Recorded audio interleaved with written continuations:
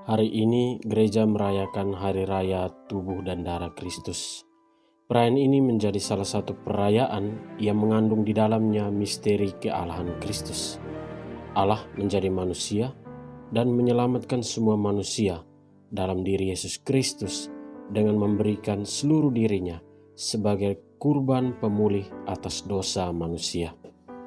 Bacaan-bacaan yang akan kita dengar juga mengajak kita untuk merenungkan misteri penyelamatan tersebut, mulai dari makanan jasmania, mana di padang gurun, sampai tubuh Kristus sebagai santapan spiritual yang menjadikan kita anggota yang utuh dalam tubuh mistiknya.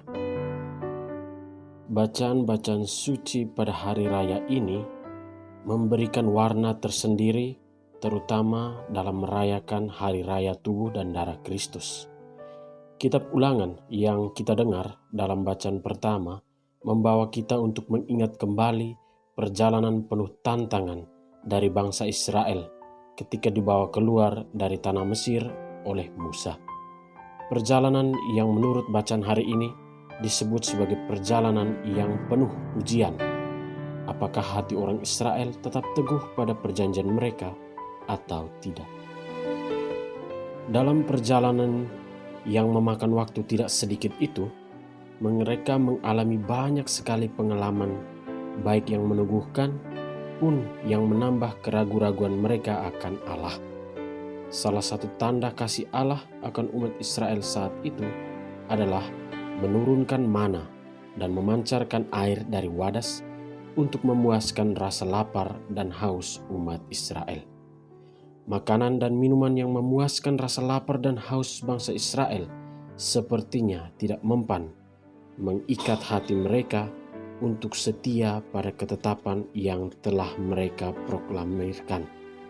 Bahkan untuk setiap bahaya yang mereka lewati, ular padang gurun, kalajengking yang ganas, mereka tidak melihat Allah di dalamnya.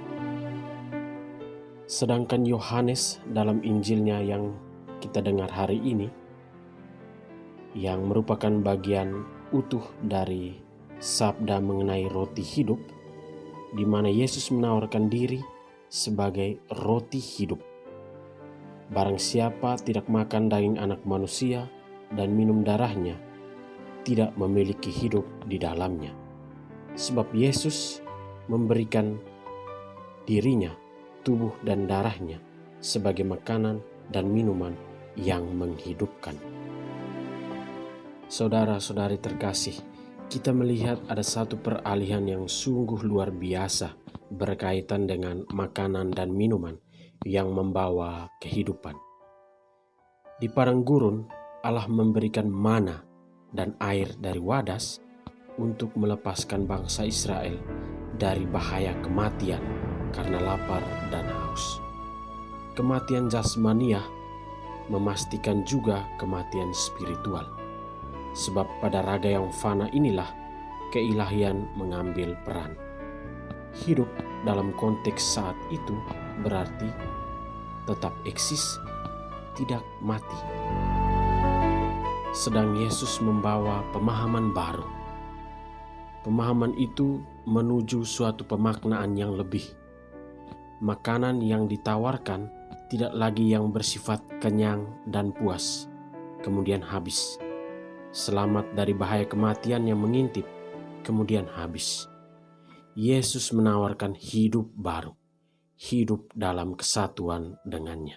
Santo Paulus kepada jemaat di Korintus menyebutnya sebagai kesatuan dalam tubuh mistik Kristus, dipersatukan di dalam cawan syukur dan roti hidup.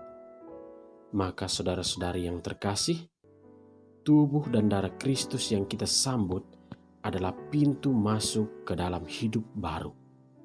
Kita tidak bisa hidup dengan gaya lama, perguncingan yang lama, kecurigaan yang tetap, kebencian yang menguat, bahkan hidup yang menyusahkan orang lain atau apalah itu yang selalu membawa efek negatif. Apa artinya tubuh dan darah Kristus yang kita sambut jika kita masih demikian?